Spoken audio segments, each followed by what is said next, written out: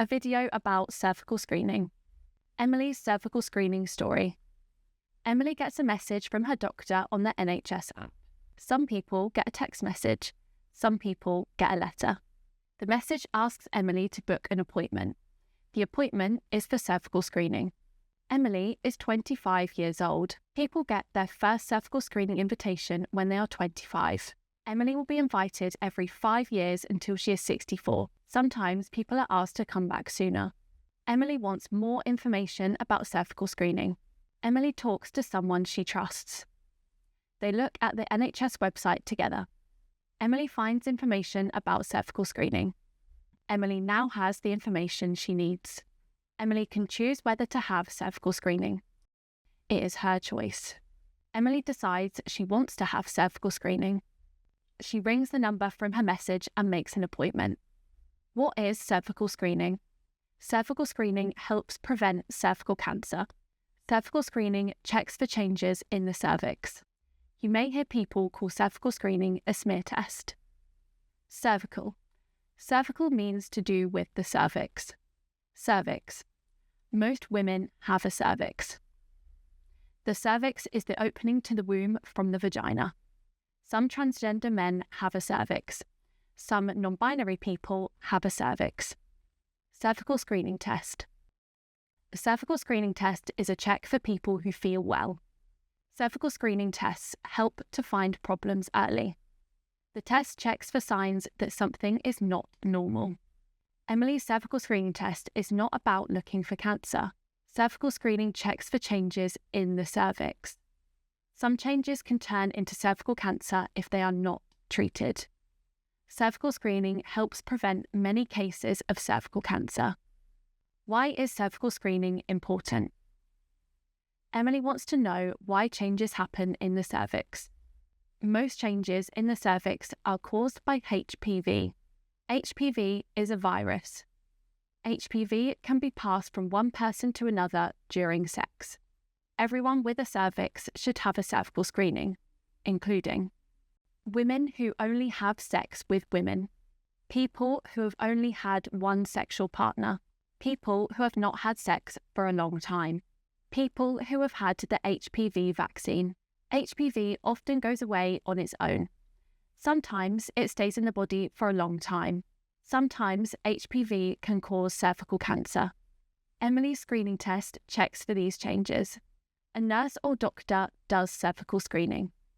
Emily can ask for a woman nurse or doctor. Emily can ask for a longer appointment, visit the doctor's surgery before her cervical screening, talk to the nurse about cervical screening, go to cervical screening with someone she trusts, ask for an interpreter, ask to wait in a quiet place, talk about any support she may need. Emily should book her cervical screening for a time when she is not having her period. Emily goes for cervical screening. If Emily wears a skirt or dress, she can keep it on during cervical screening. At the surgery, Emily will go into a private room. Emily can bring someone she trusts into the room if she wants to. The nurse or doctor will check Emily's name and age. Emily can ask questions. Emily will now have cervical screening. The nurse or doctor will ask her to take her knickers off. Emily will lie on a bed with her knees bent and her legs apart. Emily will have a paper sheet over her. The nurse or doctor will use a speculum to gently open Emily's vagina. A speculum is a V-shaped tool. It helps the nurse or doctor see Emily's cervix. The nurse or doctor will use a small soft brush to collect cells from Emily's cervix. Emily may find the brushing across her cervix uncomfortable. Emily can stop cervical screening at any time. Cervical screening takes about 1 or 2 minutes. The whole appointment usually takes about 10 minutes. The brush has collected cells from Emily's cervix. The sample is sent away to be checked for HPV. Emily will be sent her cervical screening result. No HPV was found. Emily's result is normal. Emily will get a message on her NHS app. If Emily does not use the NHS app, the NHS will send her a letter. Emily will be invited for cervical screening again in 5 years. Some people need more tests. An NHS app message or letter will explain what happens next. About 1 in 10 women need more tests. Going for more tests does not mean someone has cancer.